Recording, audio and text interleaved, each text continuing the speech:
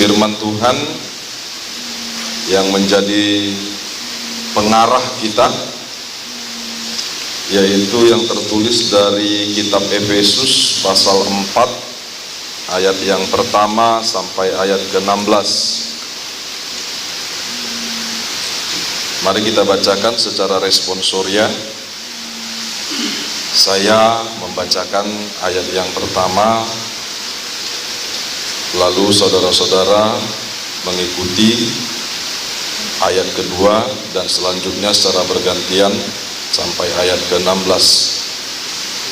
Begini firman Tuhan: kesatuan jemaat dan karunia yang berbeda-beda.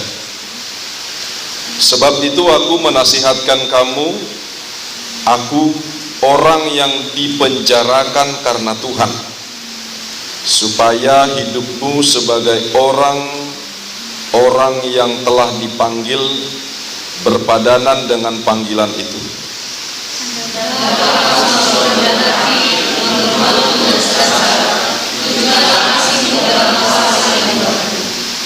Dan berusahalah memelihara kesatuan roh oleh ikatan damai sejahtera. Satu tubuh dan satu roh, sebagaimana Allah telah memanggil kepada satu pengharapan dan terkandung dalam panggilan. Satu Tuhan, satu iman, satu baptisan. Satu Allah dan Bapa dari semua, Allah yang di atas semua dan oleh semua dan dari dalam semua. Tetapi kepada kita masing-masing telah dianugerahkan kasih karunia menurut ukuran pemberian Kristus. Itulah sebabnya katakan, tatkala Ia naik ke tempat tinggi, Ia membawa kawanan-kawanan, Ia memberikan pemberian-pemberian kepada manusia. Bukankah Ia telah naik? Berarti bahwa Ia juga telah turun ke bagian bumi yang paling bawah. Ia yang telah turun, Ia juga yang telah naik jauh lebih tinggi daripada semua langit, untuk menemukan segala sesuatu. Dan Ialah yang memberikan baik rasul-rasul maupun nabi-nabi, baik pemberita-pemberita Injil maupun gembala-gembala dan pengajar-pengajar, Untuk memperbaiki orang khusus sebagai pekerjaan pelayanan bagi pembangunan tubuh Kristus, sampai kita semua telah mencapai kesatuan iman dan pengetahuan yang benar tentang anak Allah, kedewasaan penuh dan tingkat pertumbuhan yang sesuai dengan kepenuhan Kristus. sehingga kita mengenali anak-anak yang diumat kita oleh perubahan pengajaran, oleh permainan palsu manusia dalam kelinci mereka yang menyesatkan. Tetapi dengan teguh berpegang kepada kebenaran di dalam kasih, kita bertumbuh di dalam segala hal ke arah Dia, Kristus yang adalah kepala. Daripadanya seluruh yang rapi tersusun dan diikat menjadi satu oleh pelayanan semuanya bagiannya, sesuai dengan kadar pekerjaan tiap anggota, menerima kebutuhannya dan membangun dirinya di atas. Demikian firman Tuhan. Shalom. Shalom. Saudara-saudari yang masuk ke dalam persekutuan RCS, Rafflesia Chamber ya? Chamber Singer. Oke. Baik, saudara yang dikasihi Tuhan, hari ini hari yang penting dan hari yang menentukan untuk menyongsong bagaimana masa depan RCS. Dan kalau saya perhatikan, RCS harus bisa menjadi kiblat bernyanyi yang baik. RCS memiliki tanggung jawab yang besar, bukan hanya tanggung jawab moral atau moral, tetapi juga tanggung jawab langsung kepada Allah. Sebab setiap pribadi dari saudara-saudari sekalian itu adalah orang-orang yang dipanggil untuk menyatakan bahwa memuji Tuhan ini, memuji Tuhan yang baik itu caranya begini.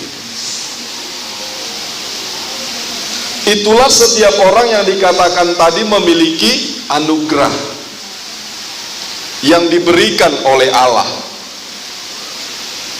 Anugerah kepada saya, anugerah kepada kalian, anugerah kepada setiap orang. Lalu ketika anugerah itu dipersatukan, maka itu menjadi sesuatu hal yang luar biasa. Sama dengan kalian bernyanyi, terkadang sopran gak bisa hanya dengan satu suara atau satu notasi, tapi terkadang ada sopran satu, sopran dua, tenornya juga begitu, bassnya juga begitu. Tetapi siapa yang paling bisa pada sopran satu, siapa yang paling bisa pada tenor satu, yang melihatnya siapa? Ada pelatihnya, ya, ada pelatihnya yang mengarahkan. Berarti talenta atau anugerah yang ada pada pelatihnya juga itu sudah diberikan oleh Allah. Berbeda dengan kita, bisa aja. Tapi ketika kita merasakan, saya kan lebih cocok di alto, kata sopran,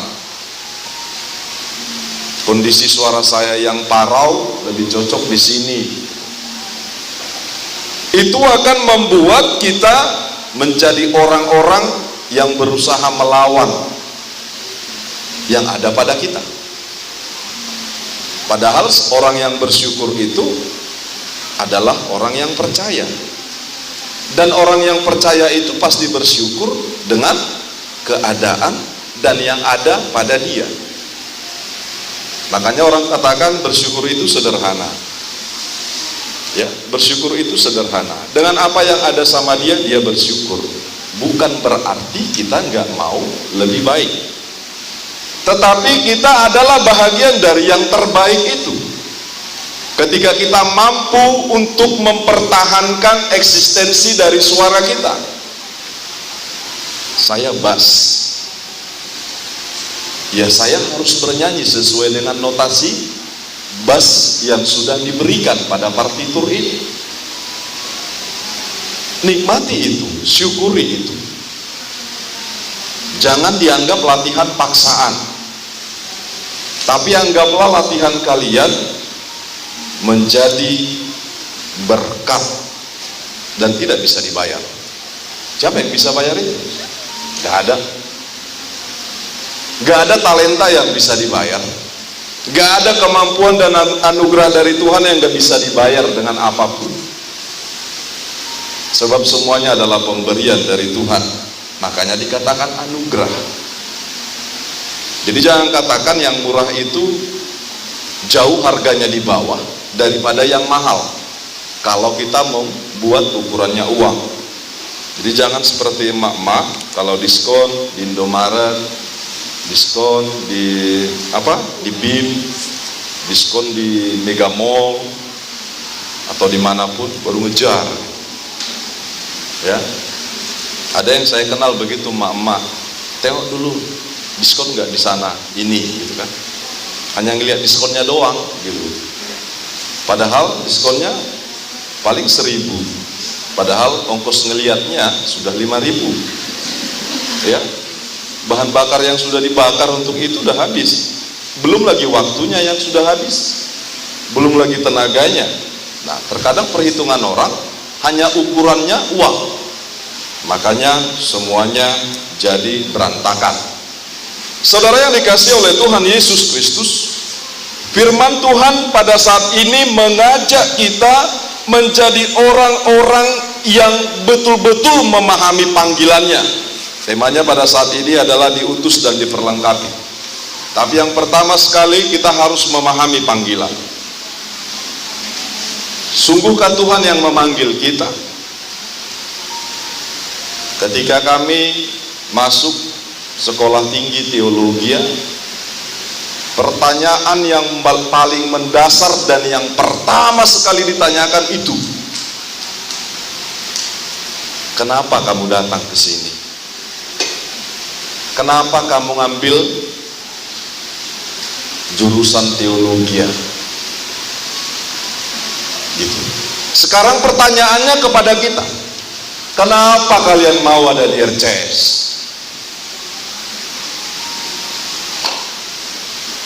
Lalu pertanyaan kedua yang berhubungan dengan itu, apakah kalian yakin Tuhan yang panggil kalian ada di RCS?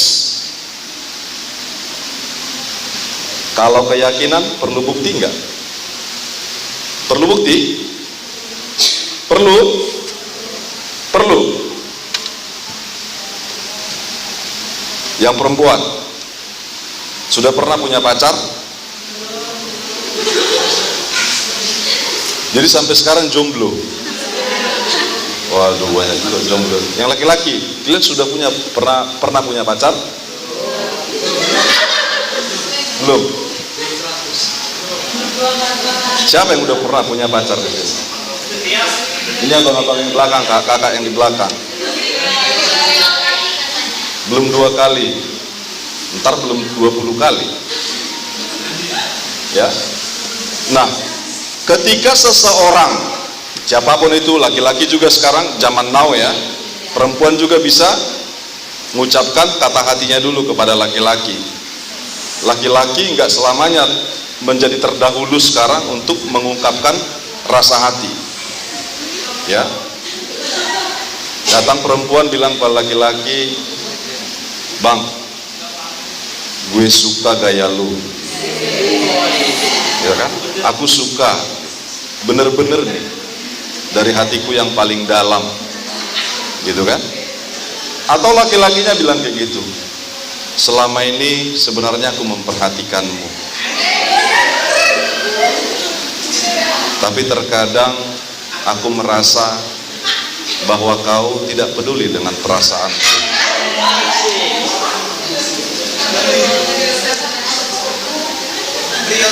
Gak usah jauh-jauh, saya juga dari situ. Nah, jadi ketika seseorang itu mengatakan dia menyayangi kita, apa yang menjadi buktinya? Apa yang membuat kita percaya? Atau apa yang membuat kita tidak percaya?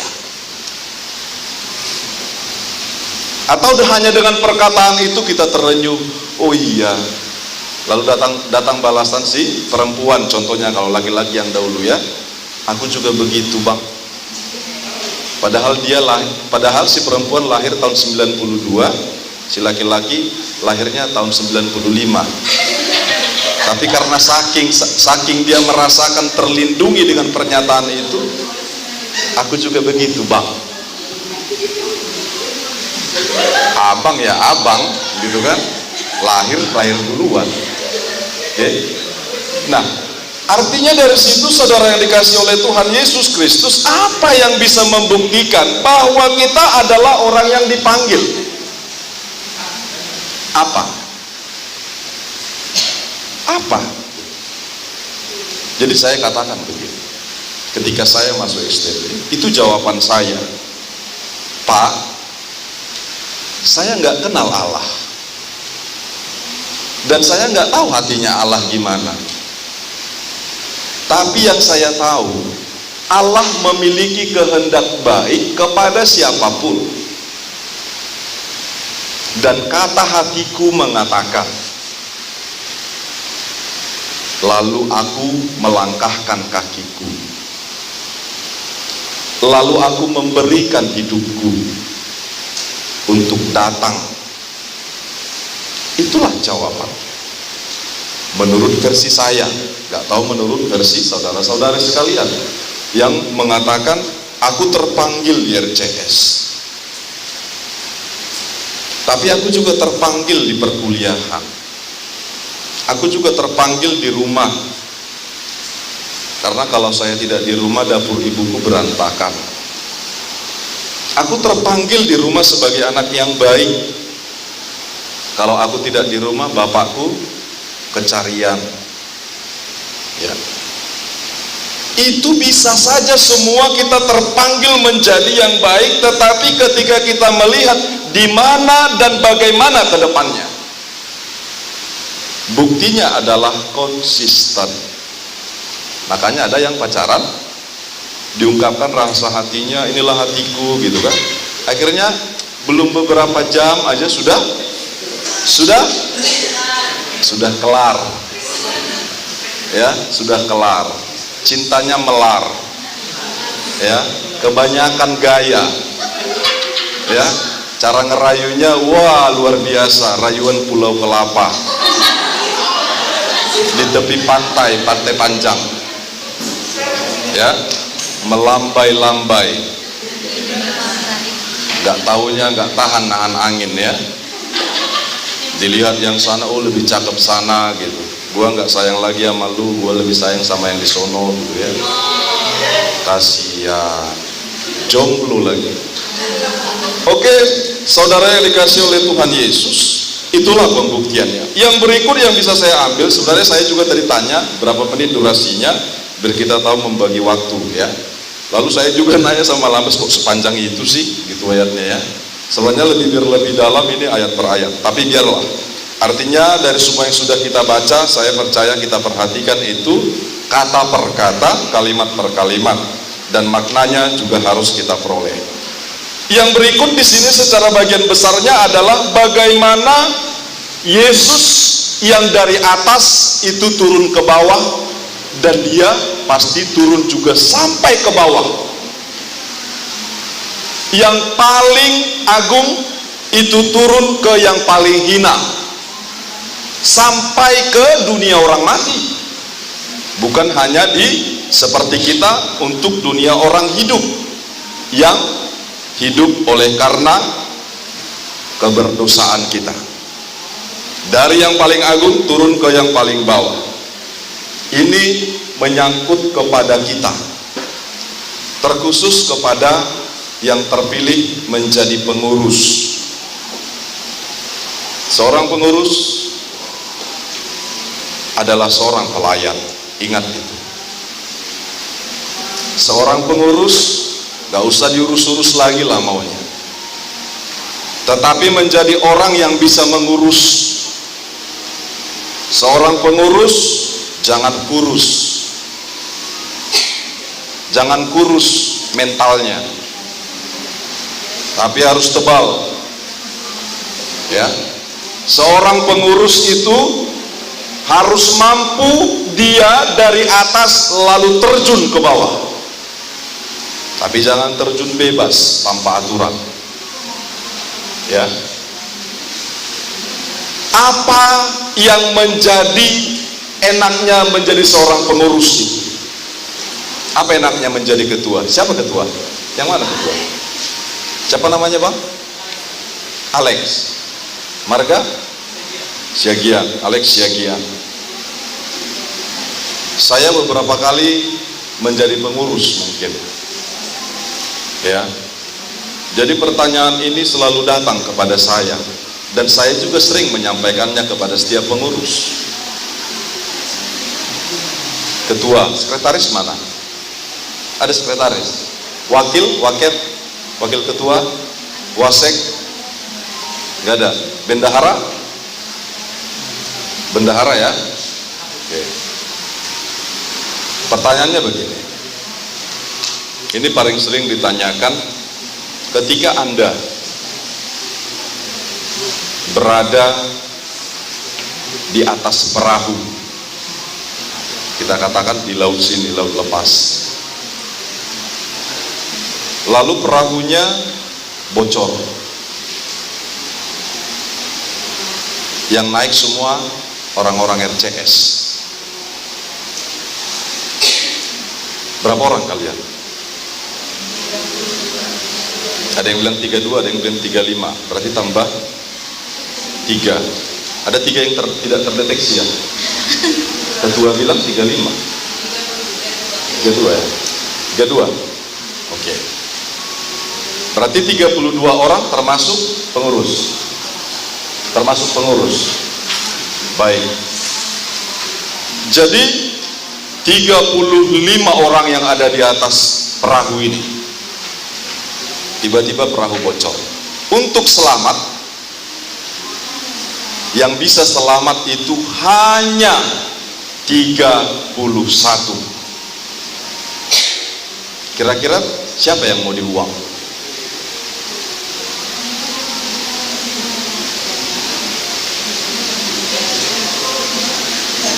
Ketua Alex Siagian.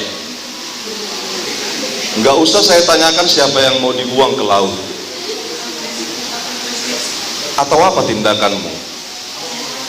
Kalian sudah dilepas pantai, sudah jauh, angin kencang, ombaknya juga gede. Biasanya kalau angin kencang ombaknya gede-gede ya. Yang biar kapal ini bisa selamat itu hanya 31 orang. Kalian ada 32. Apa yang harus kamu lakukan sebagai ketua?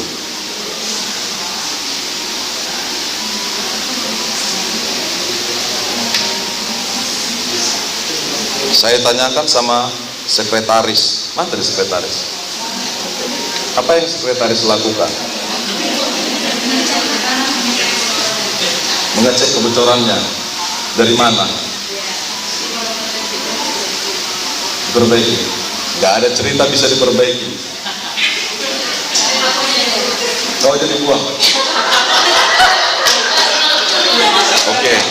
Bendahara. Apa yang harus kamu lakukan, Nak?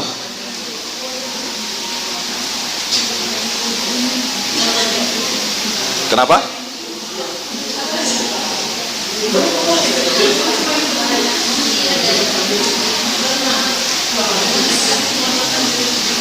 Mengorbankan diri. Diri siapa? Dirimu. Sayang kali masa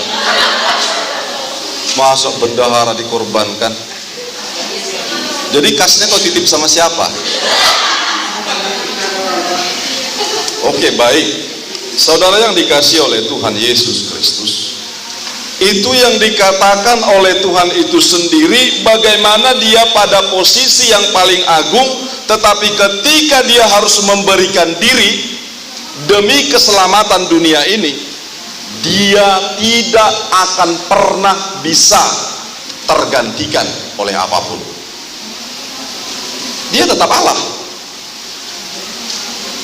Ketua tetap ketua, sekretaris tetap sekretaris, bendahara tetap menjadi bendahara. Tapi apa yang harus bisa menjadi karyanya ketika dia turun itu? Sekarang pertanyaannya, apakah kita langsung terjun ke laut? Harus terjun ke laut. Itu yang dikatakan oleh Tuhan itu sendiri. Dari kepribadiannya sendiri itu kelihatan bahwa dia adalah Allah di segala tempat. Kapan dan dimanapun itu dia memberikan diri, tetapi tidak konyol. Ada karyanya. Allah di surga punya karya, naik ke surga punya karya, turun ke bumi punya karya, turun ke dalam dunia maut, kematian punya karya. Sebagai ketua, ketika memimpin, apa karyanya? Sebagai sekretaris ketika memimpin, apa karyanya? Sebagai bendahara ketika memimpin, apa karyanya? Ketika dia turun dan memberikan diri, apa karyanya? Itu harus jelas. Jadi RCS dari kepemimpinan sekarang, dari kepengurusan sekarang, jangan putus untuk berkarya. Tetap berkarya dan semakin jaya. Kalau kita naikkan bendera lalu benderanya nggak mau berkibar, kira-kira karena apa? Kemungkinan besar anginnya nggak bertiup. Biar bertiup, apa yang dilakukan? Sampai begitu. Apa yang harus dilakukan? biar benderanya berkibar. Tugas ketua, tugas pemimpin, tugas yang terpilih itu tidak gampang. Bendahara juga tidak hanya sebagai mencatat yang masuk dan yang keluar. Itu kasir. Ya, itu kasir. Kalau kasir bisa sambil tidur di kasur. Iya kan? Bisa. Kalau lewat WA aja bisa. Gitu. Datang laporan ini segala macam, catat itu doang. Enggak. Harus punya karya. Jangan pikirkan hanya pertanggungjawaban itu, tidak. Seorang sekretaris bukan hanya nyatat doang. Enggak. Tapi sekretaris itu menjadi ibu yang mampu mengatur rumah tangga. Bendahara itu sebagai orang yang dipercaya, lalu sebagai orang yang mampu memberikan kepercayaan, dan dia juga mampu untuk menanam dan menuai. Ngerti ya? Nanam dan menuai. Artinya bagaimana caranya? Ini loh yang menjadi program kami, butuh dana sekian. Bendahara punya solusi, toh. Jangan darimu saja, tapi bendahara punya solusi. Oh, kita buat ini.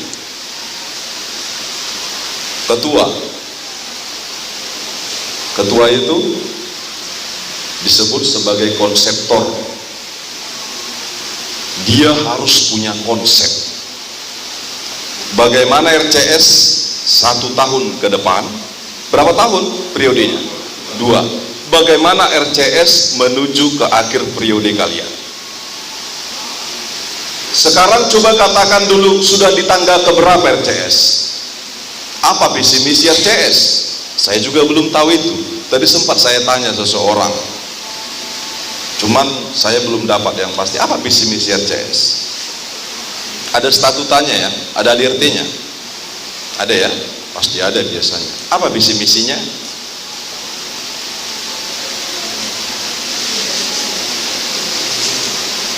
Nah, capailah visi misi itu.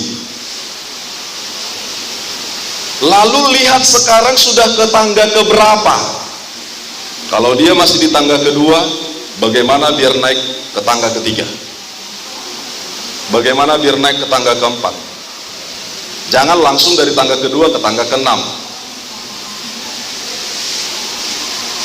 Bisa-bisa kepleset, jatuh. Ya, gitu. Jadi jangan rusak. Lihatlah itu. Jadi harus tahu seorang ketua. Lalu dia punya konsep bagaimana dia mencapai. Apa visi misinya? Itu harus tahu dong. Saudara yang dikasihi oleh Tuhan Yesus Kristus, itulah yang menunjukkan ketika kita menjadi seorang pengurus, kita punya karya.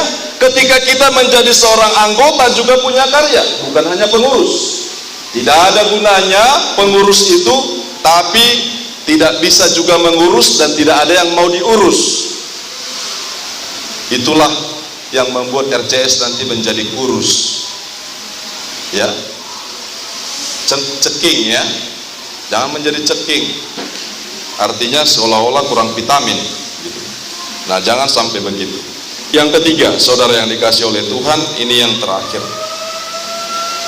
Bagaimana kita menjadi orang-orang yang mampu untuk mengatasi segala sesuatunya.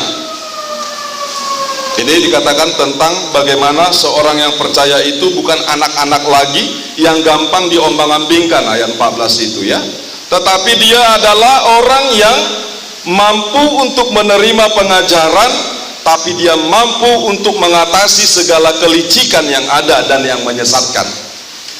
Saya yakin organisasi manapun itu, siapapun itu, pasti ada saja yang menilai kita plus minus. Ada aja gitu. Ada saja. Bisa saja dari orang tua kita, bisa juga dari lingkungan, bisa dari pemerintah, bisa dari gereja yang menilai kita plus minus, lalu menuding hal-hal yang gak baik. Bagaimana mengatasi itu? Yang pertama sekali yang harus kita tahu, untuk mengatasi itu kita harus tahu dulu bahwa di internal kita RCS tidak ada yang seperti itu. Ya, tidak ada yang seperti itu. Artinya kita yang ada di RCS ini saya adalah RCS. Ketika saya mengatakan RCS itu begini, berarti saya menyatakan RCS itu yang sebenarnya. Ingat, perkataan kita ketika sudah keluar tidak menjadi milik kita saja, tapi sudah menjadi konsumsi semua. Gitu. Hati-hati. Gitu. Lalu ketika kita bertindak, lalu orang melihat, oh begitu toh, gitu ya. Artinya dari apa yang sudah menjadi penilaian masyarakat itu, kalaupun itu negatif, yang paling pertama sekali untuk menjawab itu, tetap berkarya di jalan yang benar, tetap konsisten dan percaya kepada semua anggota yang bisa dipercaya, dan semua anggota adalah orang-orang yang mempercayai setiap pengurusnya. Jadi kesatuan itu adalah kekuatan, dan kekuatan itu, kesatuan itu semua harus diikat dengan satu pengertian. Apa itu? Kita satu iman, kita satu baptisan, ya, kita juga satu Allah yang esa, satu Kristus, satu Roh Kudus, satu Allah Bapa, dan satu itu adalah esa, dan keesaan itu harus ada di antara kita. Jadi ketika kita melakukan ini, rapat contohnya ya, rapat, lalu kita mau buat ini, itu keputusan rapat. Yang lain jangan ada gedumel, jangan ngedumel pula. Aku nggak setuju itu, aku nggak mau ikut, itu nggak benar. Itu nggak benar, jangan ada begitu di RCS. Ketika itu sudah keputusan bersama, itu adalah keputusan semua. Bersama belum tentu semua, tapi ketika itu keputusan bersama, harus itu menjadi keputusan semua. Ketegasan itu harus ada, ya.